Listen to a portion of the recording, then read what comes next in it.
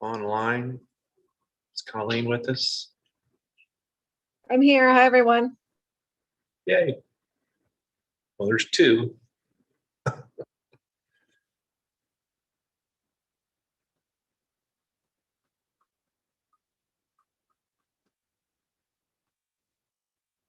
Sanjay, okay. I think we're ready to go. No?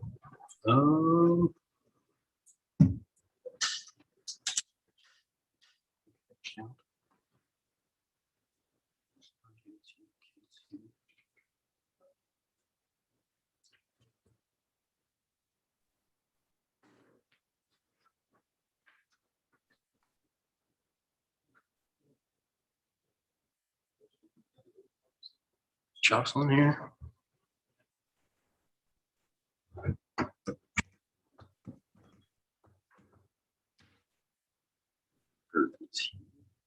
Oh, there's Kate.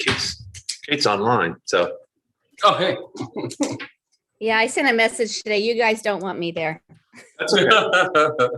Everybody in my family's been exposed to COVID, so I thought I'd stay home.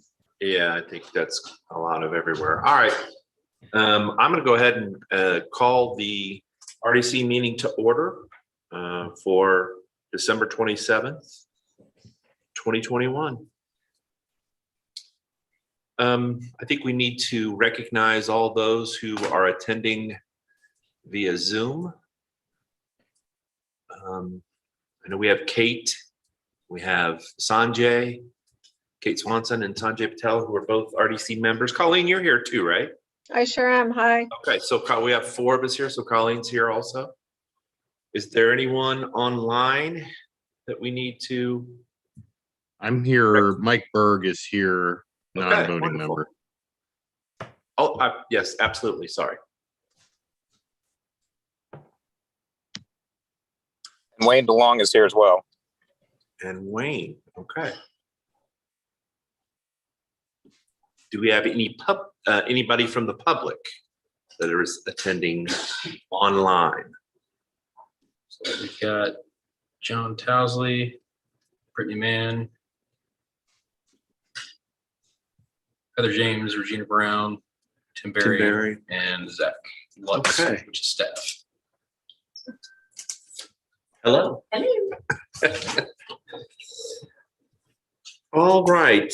The first item on the agenda today is the reports. Mr. DeLong, are you handling that today? Since I'm remote, I asked Owen to provide Absolutely. any Owen? specifics. Go right ahead. All right, let's see. As far as updates from last memorandum from last month, probably the most notable, which I know you guys have asked about repeatedly, we now have issued the finishing permit for Black Acre Brewing on 98 South Main Street. That got issued 12/17/2021. So soon. I think that's the only real big update from the memorandum.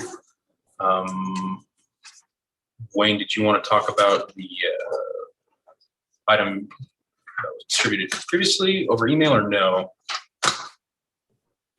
No, thank you, Owen. Yeah, the one thing that's to update you, certainly in Creekside, and I think Charitable Allies is online tonight as well to give you an update, is we've been moving through the creation of a marketing sign for Creekside.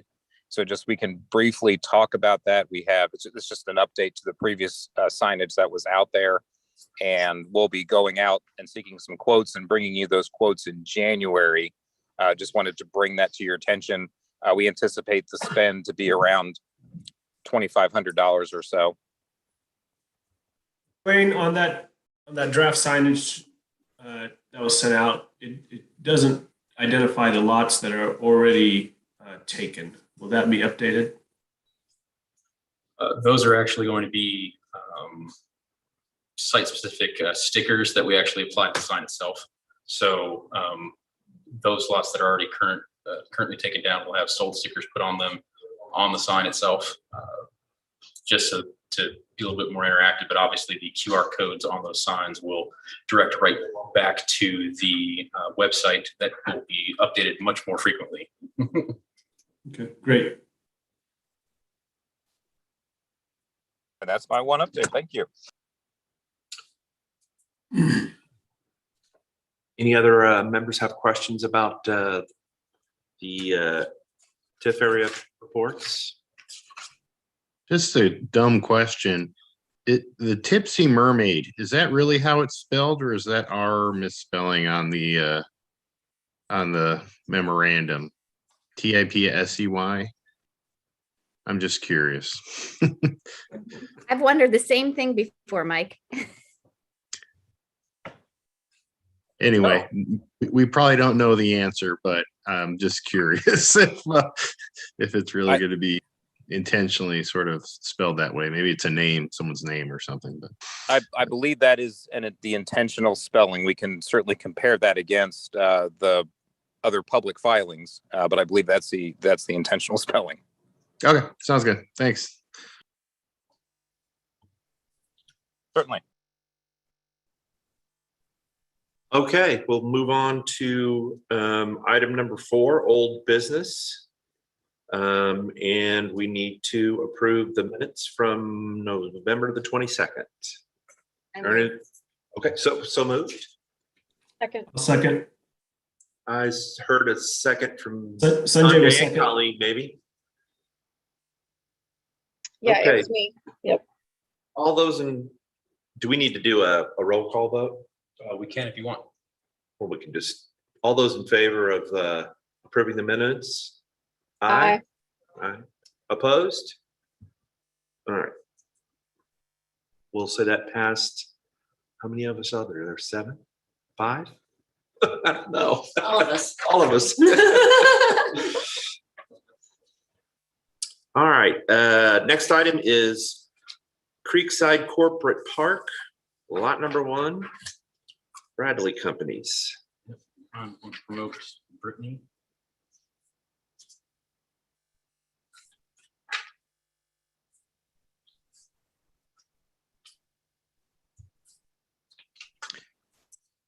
If you're asking for Brittany, she commented in the chat that she can't, I think, speak maybe. She just got promoted. Oh, okay. Hi, can you hear me now? Yes. Yes, you can. Okay, let me put on my headphones. Evening, I was trying to transition myself from webinar participant to panelist. So I hope everyone had a great holiday season so far. So I'm happy to prepare an update. For the most part, the client has really been diligent about trying to shut down for the holidays, but we discussed this before the holiday that they continue to be interested in Creekside. Their main interest in the lots at this point is transparently lot 1. I know that the RDC has been very willing to try to offer up other options, but by the time they looked at the numbers, the moving of dirt, it kind of is moot for them in terms of a benefit to their project. And all along, I think with the stressful job that it is being an attorney and working in nonprofit sometimes, that serenity of lot 1, they keep coming back to that it really fulfills the culture and their vision. So their intent would honestly be, ideally, if they were to land in Zionsville, to move forward with lot 1, that would be their best and final lot choice. And ideally, to this point, they have had to go through board approval. So ideally, the next month scenario would be to, between now and next month, go back on any questions you have on their red line version of the term sheet, and then have them go to board approval, provided that that scenario in the term sheet was amenable to the RDC and pending lot price, and ideally go to, I hope, a developer agreement in February.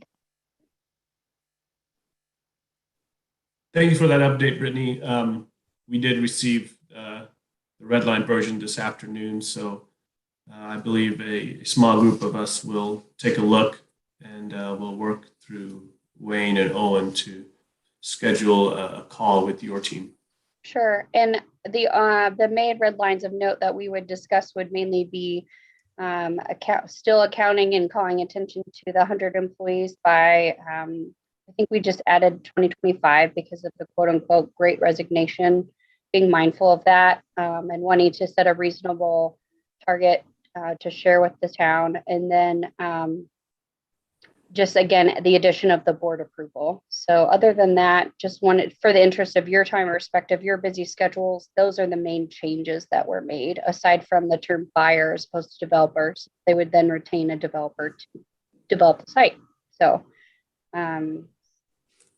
any questions I'm happy to answer, but we mainly appreciate the town's ongoing consideration.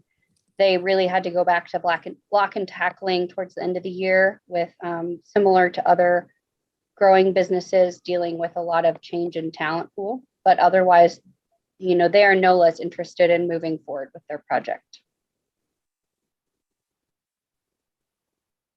Okay, great. We'll work on getting something scheduled after the first of the year. Thank you. Any other questions for Brittany? Okay, thank you. All right, item C under old business is the 700 East TIF allocation area. Mr. Price, sir, would you like to speak on that?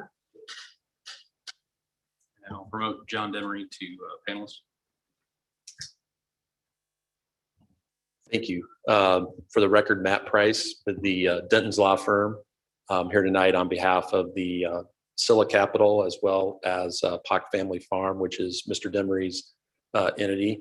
First of all, I want to thank you all for not being part of the Great Resignation and being here this evening. We are not resigned and actually diligently proceeding and working really to provide you all with the full array of information that you'll need in order to ultimately reach conclusions about the proposal. Just kind of picking up where we left off, actually back in October, you may recall that at that time we presented on the Adler apartment project, which is one component of the mixed use development that comprises this property. And one of the things we were asked to do was to come back with a more complete representation, both in terms of the commercial assessed valuation that was contemplated, and then also I think just more graphically to show how the Adler property combined with the mixed use component of the project, the commercial mixed use component of the project. And so that's what we've come back with this evening by way of what I would say is an update. We anticipate that there'll be additional information that we'd like to provide and that you'll request, and I can elaborate a little bit about that. But we submitted a presentation, set of presentation materials that show how the project fits as an integrated whole. And so you'll see on the first slide, we have our site plan, which shows the contemplated commercial development, how that lays out on the 26 acres. Timing on this has been a question. You may recall that our last meeting where we presented, there was a fair amount of discussion about when we thought the commercial components of the project would come online. And so what we've shown is that in general terms, we anticipate the development to proceed over the next 3 years so that it would be coming online at the end of 2024 as a completed project. I do want to be cautious though about saying that because of really two things. One is we have ongoing discussions with the town of Whitestown concerning the access point that you see off of Oak Street or Whitestown Parkway. Those issues have not been resolved, but they've been discussed and there's additional discussions planned to get that resolved. And so when we discuss the timeline in general terms, it's with the caveat that assumes a relatively timely resolution of that issue to provide the access. And the town's been helpful. Town of Zionsville has been very helpful for us in discussing what our options are, at least vis-a-vis the town of Zionsville. We've circled back and taken some of those ideas to the town of Whitestown, and hopefully more discussions will follow. What you see on that site plan is just slightly under 225,000 square feet. of commercial development. You'll see then on the next slide what our estimated total assessed valuation is, as well as an estimate of the tax increment to be generated. Just a little over $70 million in total investment. And then on the slide which follows immediately behind that, we show what the combined total AV would be for the project, including the commercial and the multifamily together, which comes out to just a little over $90 million, which is obviously a very a sizable number, and part of the reason why Zionsville negotiated for this property to be disannexed from Whitestown and incorporated back into Zionsville several years ago, as we discussed at the last meeting. Then on the last slide, we show kind of a colorized version of how where the Adler Apartments fit in the overall site plan, which you can see on page number 4. We do have some additional work to do. I should note that we have reached out to the school corporation through Dr. Robeson to set up a meeting with him. We intend to have an updated school report issued and would provide that to the Redevelopment Commission. I think that was one of the things that we discussed at our last meeting. Now that we have those commercial AV numbers, it's timely to have that. So we have reached out to Dr. Robeson and certainly Mr. Berg, if you're interested in attending those meetings with us, we would be happy to include you as well, but would anticipate updating you as part of our Redevelopment Commission proceedings. Secondly, Tim Berry with Crow really promptly upon us submitting our updated assessed valuation information asked for, and he's previously asked for this, and we haven't provided it yet, primarily because we're working through the access issue, but he requested additional information relative to timing. One of the things you may recall on the Appaloosa Crossing transaction, for example, is we were able to break down estimates of when individual buildings would come online, and that is necessary for your financial advisor to be able to have the more detailed revenue projections of not only what revenue, but when that revenue can be anticipated to come online, so that they can give you that complete picture. And then thirdly, kind of borrowing from the template that we followed with Appaloosa, our intention would be to also provide you with a proposal in terms of a term sheet, what the ask is in light of this financial information. We wanted to both have the timing and have our meeting with the school corporation preliminary to providing that term sheet, but we would anticipate being back here in next month with that additional information. And when we saw you were holding a meeting tonight, wanted to provide you with an update since it's been a little while since we last talked.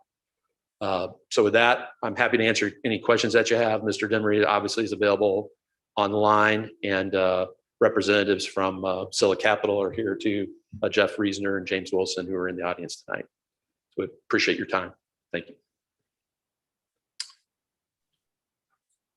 Matt, this is Sanjay. You had mentioned 70 million net assessed value with, was that 225,000 square feet? That's correct. Okay. That's correct. What I did is if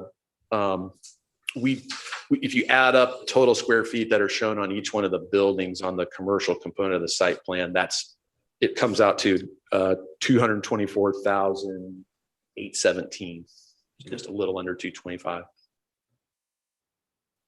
Okay. So you're looking, just if you do straight cost per square foot, you're looking at $300 a square foot based on those numbers. Obviously not including parking, etc. Correct. Correct. Okay.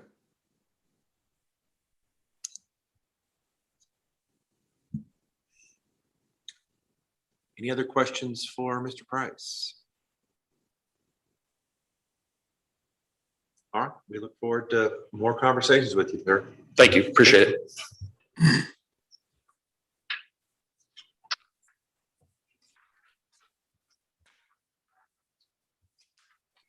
All right, new business. We need to approve the claims for this month. We have, looks like 4 claims for Ice Miller and 1 for the Community Development Corporation. Have any discussion about approving the claims from the RDC members? Sanjay?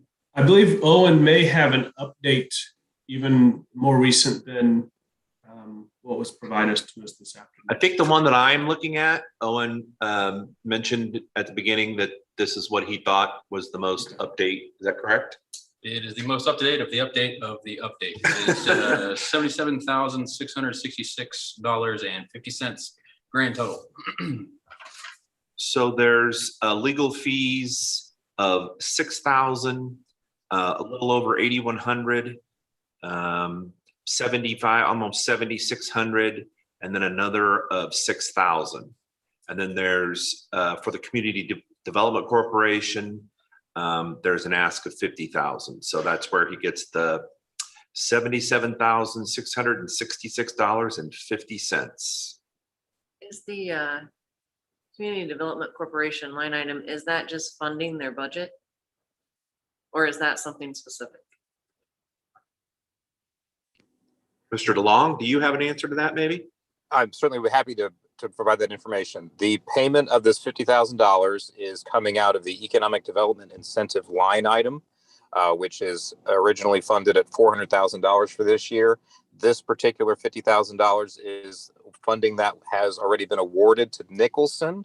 And for accounting purposes, we're going ahead and transferring or requesting that these dollars be transferred to the CDC yet this year. So this is in essence the way the CDC can encumber these funds to then award them next year to Nicholson if and when the project meets the metrics. If it never meets the metrics, the funding would be provided back to the RDC in 2022.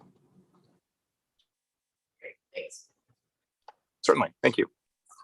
All right. Are there any questions about the claims? If not, I'll move.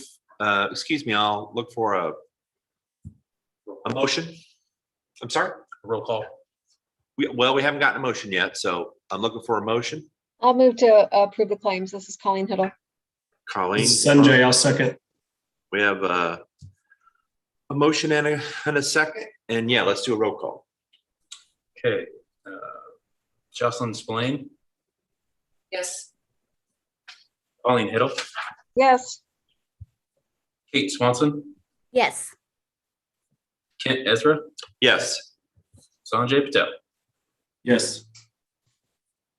Unanimous. All right. Moving along, next item on the agenda is other business.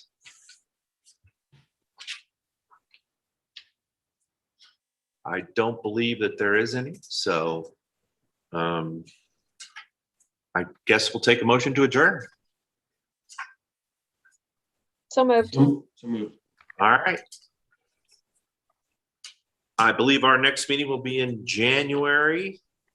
So we'll see you then. Thanks, Kent. Bye, Thank you. everyone. Thank you. Bye-bye. Kent, Happy thank you New for Year, running the everybody. meeting tonight. Happy New Year.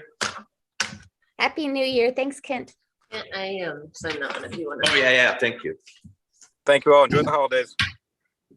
Happy holidays, guys.